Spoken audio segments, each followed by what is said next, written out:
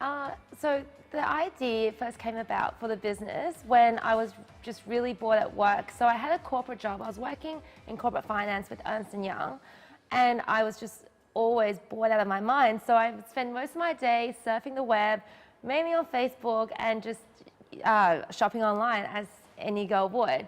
And I found that there was really not much out there that had great prices, really on trend fashion and fast delivery. And of course, the e-commerce environment has significantly improved since then, but this is back in 2010. So all I wanted was just to find a new dress for the weekend that I could have delivered to work the next day.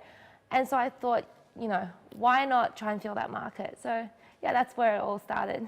And so with your journey right from the beginning, what was it like? What were some of, I guess, the challenges or struggles you faced, particularly in, you know, the beginning stage? Yeah, well, it was quite hard given my background. A lot of people, when I tell them that I have a degree in finance and accounting, they think that's fantastic because you can take care of the business side of things.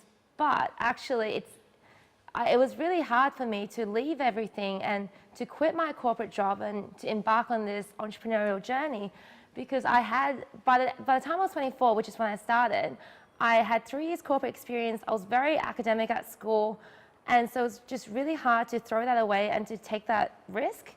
Also, being an immigrant, a lot of people understand that your parents actually want you to excel in terms of having a good job. Like, they bring you to this country in the hopes of that you would be in upper middle management, and that's what everyone wants. So then I was definitely on the right path to doing so. So probably the hardest thing was actually to tell my parents that I was going to quit my great job and to just sell clothes online. So, I mean, the natural thing was I just didn't tell them and I had to lie. So for the first 6 months, I would just pretend to go to work. And I was living at home at the time, which didn't help. So I would put on my suit every day, just go into the city or just go somewhere, start working on the business and just pretend to go to work every day. So that definitely was hard, but I'm glad I pushed through. Yeah, and I can imagine your parents now are incredibly proud of you and what you've achieved. Yeah, now they are. So, but it still took me some time to finally tell them. Yeah. And so for entrepreneurs, particularly those that are starting out in business who might be going through that sort of similar dilemma, they might be in full-time work, but do have this idea, but just aren't really sure about how to begin. What advice would you give to them? How can they start? I definitely think seeking out mentors is a great idea, speaking to other people who have had similar experiences.